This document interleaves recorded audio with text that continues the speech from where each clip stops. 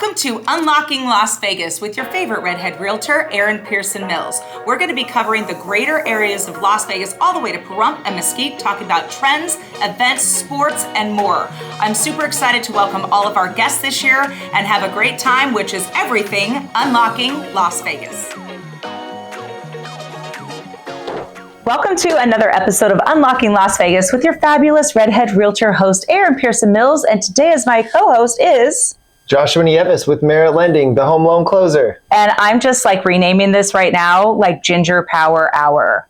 I'm in. I love it. What a great idea. Okay, so I think it would be fun. Let's just say how we met. I'm going to let you tell the story, and I'm going to kind of just interject into all this and, make my head big. Like, I liked all your words. Like, I loved it. We met through synergy. We met through a wonderful guy in the community that is inspired on helping investors get investment properties. And so we were invited to be guest speakers. I didn't know you were going to be there. Didn't know you were going to be there. And lo and behold, I got to meet one of the coolest ginger real estate agents ever. You brought so much value in that meeting that I had to stay and actually be late to my next meeting. But because you felt the energy. The energy, and just like it was a lot, you were alive and you had so much value packed into so many few seconds. So just the opportunity to meet with you, sit down with you, talk, and then you were talking, I was like, let's do a podcast. You're like, let's do it. And it sounds like you like to take action. So here we are. I do. It was really, really great. So what I loved, because I did get invited to talk about basically social media and how my biggest hashtag is community over competition, because I feel like everybody should be uplifting everybody to be great together, because our industry is not always very friendly. It's very like... I don't even know what word you would put on that, but I'm here to teach people that, the more that you put out into the world, the more you're going to get. It's like my core set value. And so, so I just loved, I teach my kids, give it away to start the day, Okay. So my husband's in ballet. We always kind of have dollar bills hanging around, right? So when I was younger, I used to say, oh yeah, I'm not the stripper like my husband is, right? Pretty funny. So everywhere we go, I'll kind of give my kids a couple of dollars and they get a choice, how to hand them out, whether to tip the coffee guy or, give it to a homeless person. So yeah, that's kind of like my vibe.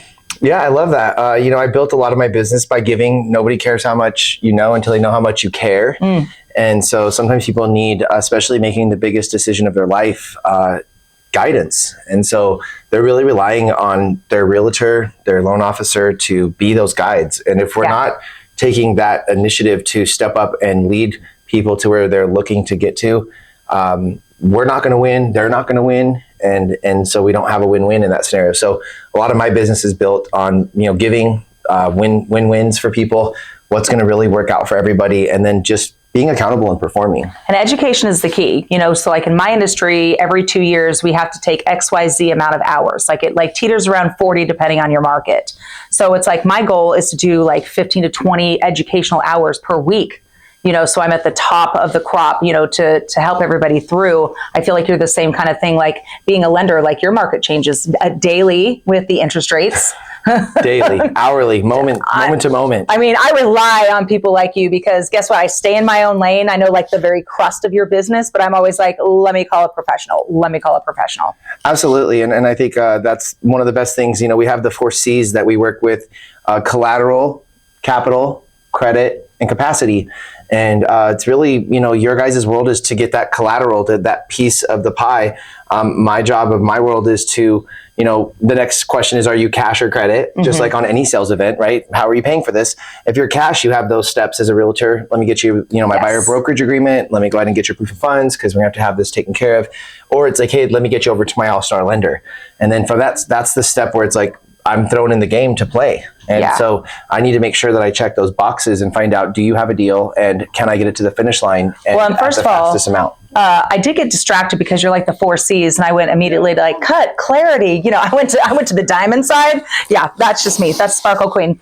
But I do place like my people with personalities too, because they cannot be like a bot lender. They can't be like a .com lender. We don't need to name names. Like my people need to be here, boots on the ground, Vegas. I can call you at 2 a.m. if I'm freaking out. You probably answer to make sure I'm okay.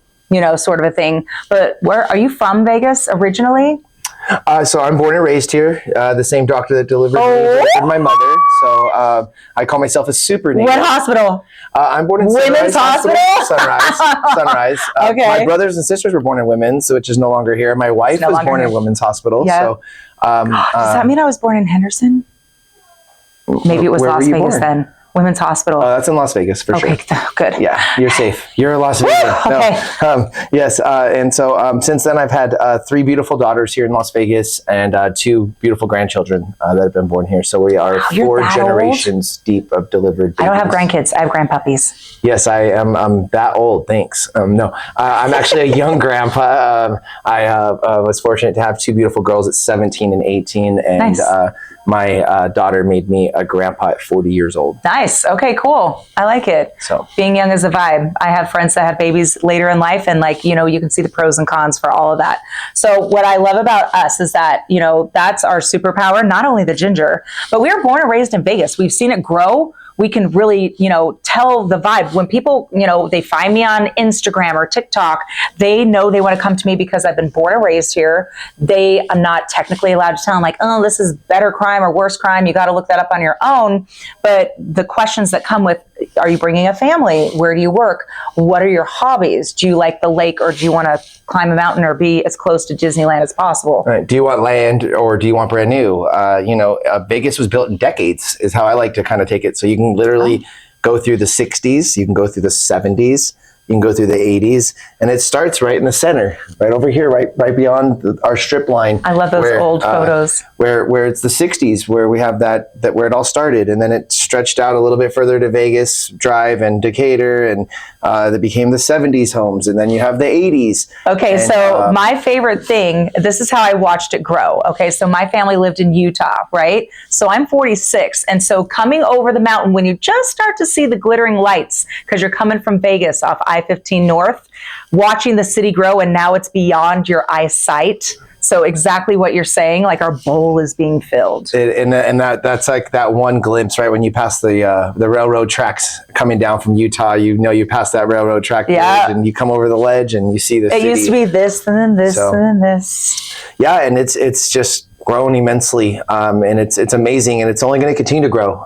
We've got Brightline West coming, which they've already built the train in Florida and shown us they're going to do it. They're already pouring it right there on the strip in front of the old Bells Mall. The Las Vegas South Outlet. It's Bells. That was my first job. I still call Planet Hollywood Aladdin. We can't, right? It's hard. No. And then we've got the A's coming, opening 28. We've got Sony Studios opening. There's talks of Disneyland coming. Please, oh my heck, I heard that. Are you kidding me? I heard it's on the way to Pahrump, so between Mountain's Edge and Pahrump. By the way, over the hump to Pahrump. You heard it here. You've heard it before. Pahrump is the Brooklyn of Las Vegas. Brooklyn of Las Vegas. I like that. I can't contest that. It's 40 minutes away, and one of the only channels that Las Vegas can grow is out towards that path. I believe that Vegas will end at Spring Mountain eventually at the pass. Yeah. Well, what I love about Pahrump, just a little tiny blip. So in Clark County, you can't put, as an individual, when you're building a home, you can't put any more septic tanks in. So you got to make sure that you're tapping into those septic lines out there. It's Nye County in Pahrump. So they actually build your custom homes. You still have septic, you still have wells, you still have all of that. And you get it for so much cheaper. So it's like, buying in Brooklyn in the early 90s, and now Brooklyn is hotter than Manhattan. Well, and the beautiful thing about that is land is probably about half the price. Yes. And so you can really do an owner build, a one-time close, buy your land and build your home, and be able to put that together in one closing. You've got the perfect person to find the land. You've got the perfect person to get a loan. To get that construction loan, build wrap it in. that loan. You have 12 to 18 months to build. 12 is the standard, 18 months on an extension. And then at the end of that, you get to float down to the current market rate. So we project that rates are going to drop over the next 1 to 3 years.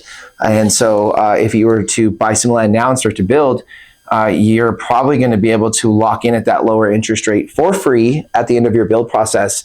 And while you're building equity. And still be in a great position. So what a great product the one-time close is for Pahrump, for Nye County. There's still some great opportunities in Las Vegas as well. However, you hit the nail on the hammer on the nail. The whole septic thing. So I bought the house I grew up in. So my house is from 1984 and we live on a septic tank. So I know a lot about septic tanks, y'all.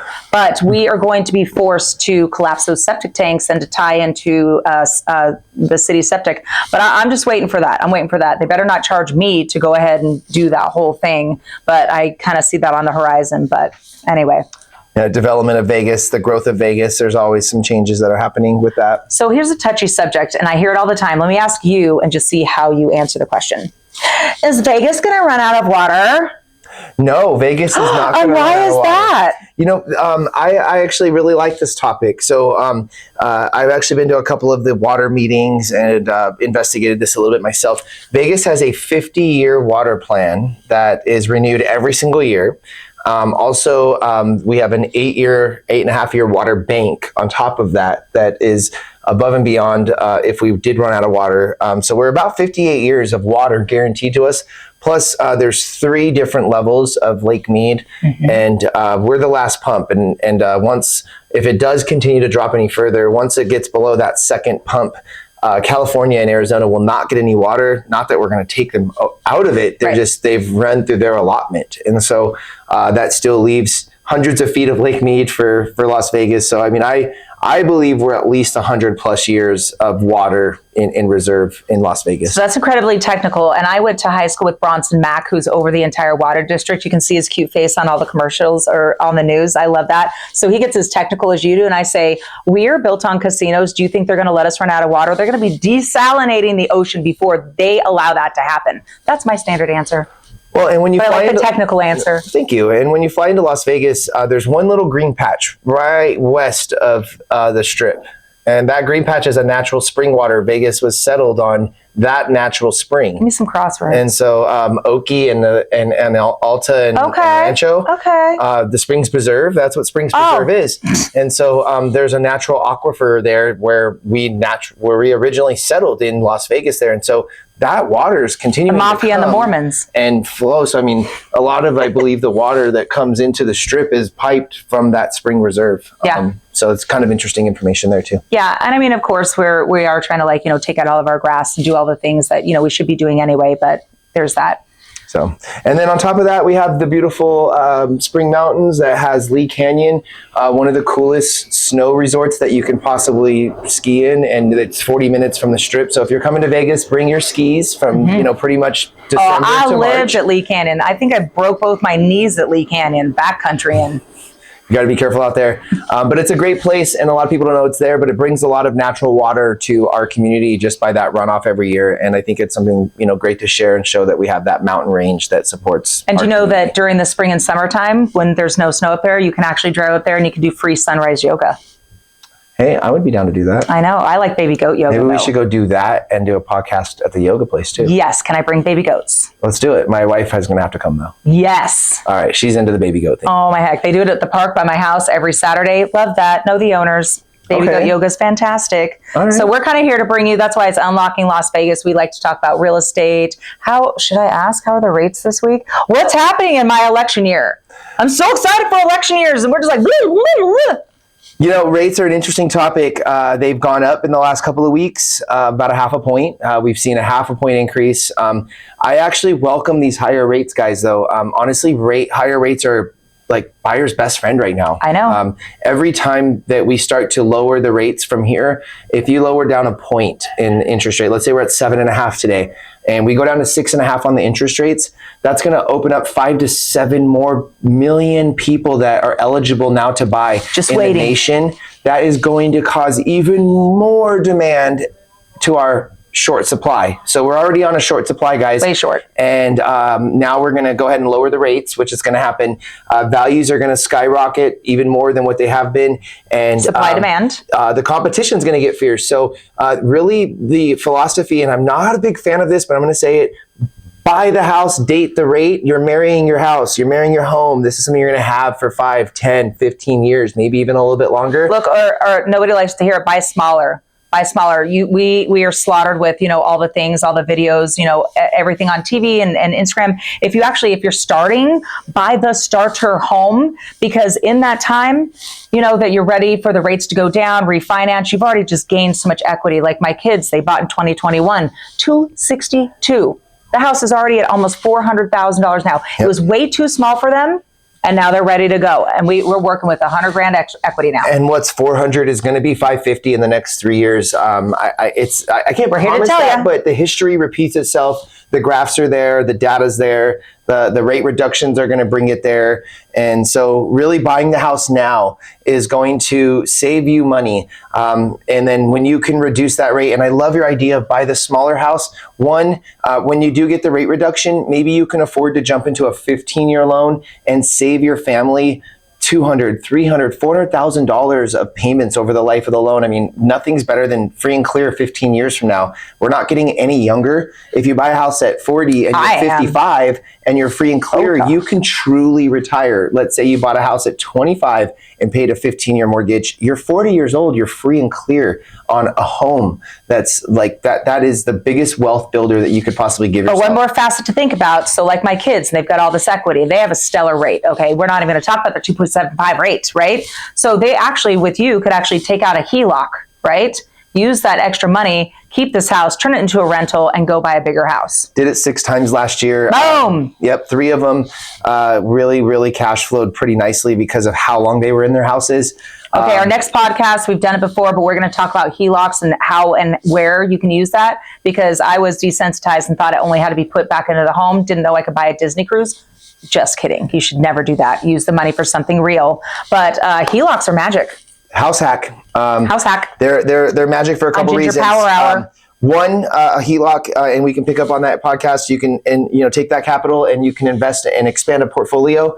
2, you can actually accelerate the payments of your first mortgage and take that HELOC, take $10,000, pay it on your first mortgage, take the money that you're taking from your paychecks, put it into that HELOC so that you capture the lower balance. Pull your bills back out. Instead of putting $3,000-$4,000 a month into savings, put $3,000-$4,000 a month back into the HELOC.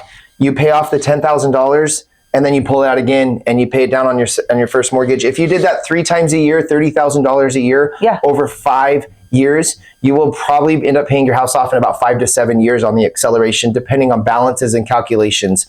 So, I mean, the HELOC product is very dynamic. And also it helps people out. Let's say, right now you said we're really excited for election year. I'll touch softly on that. I think a lot of people's debt has increased dramatically over the last 3 years. Mm-hmm. And so I see people with 29% credit cards, and here I am offering them a 10.5% HELOC that they can take this $30,000 in credit cards, consolidate it. Now they're getting a tax, write-off because they're adding more interest write-off to their taxes if they're eligible, and they're eliminating that 29% toxicity down to 10.5%. And really, if you can, even look at that calculation of what the two differences, they can probably get rid of that debt within about 3 years, very minimal payment. Although to end, I do want to say, really get your credit up really well, because that does affect your interest rate on your HELOC, and so don't go for a HELOC when you're being pushed up against a wall. Get a HELOC when you're in a good position with good credit and you don't have debt. That's like your little savings account for when you need it, okay? Because I've got people coming to me that are up against a wall with way too many credit card bills, but now their credit score is garbage and you're not getting the rate that you're seeing or the amount that you need on the HELOC. Anyway, wow, we could be nerds for so long now. Can I ask you a question? Yeah, maybe. Yeah, I have a question. So don't let it be hard. I really kind of track availability of what's available in the market product. And so I have really been watching, the price points of $350 to $550. And I've been really watching the price points of $550 to $850. I've seen the $350 to $550 single family resident bucket go from $1,900 to $1,400. Do you have any opinions of where that's headed and what we could do to potentially create more home affordability in Las Vegas for people, or is home affordability going to sell out? Yeah, it's selling out. It's selling out. It's what you can afford now with the higher interest rates, and so people are taking my my theory, and they're buying the smaller homes or the resale homes because that's what they can afford right now. So I've got mine one after another between 400 to 475, literally gone in 5 minutes with 14 different offers, and it's just that's what it is. Okay. We try to dissuade, the corporate, the cash buyers, but what's best for my seller is what we're going to take. Now, I know it cuts out a lot of like loan officers and title companies, but the new home builds, they're still out there. Like they're the big guys. So they're buying down your interest rates. And so, looking at those with a professional like me sometimes does cut it out for you guys. But if you really know somebody needs a house, affordability, and there's a standing value house. So we usually go with theirs, but I have good loan officers like you. Keep your eye on it to make sure that they're not adding in all the junk fees. Yeah, and buy the new home, buy the resale home. The cool thing about the new home, you're going to get a little bit more incentives than the current market. I mean, how many of your sellers have given a seller credit on the resale side in the last 45 days? Yeah, big time. And then the other side is that I don't mind if they go to the new build, because the new build's going to one and done them. And then I'm going to come back and take care of your client for life and get them that lower rate, the next 2 times. So once we get them through that, I go back to my normal people. Take that incentive. I tell everybody, I can't compete with that incentive. I can if I need to, and I can definitely help save the day if for some reason the builder's lender cannot close. Mm-hmm. However, there's some really good deals on the table, and if you can get in, say who you're with though. Say the company that you're with.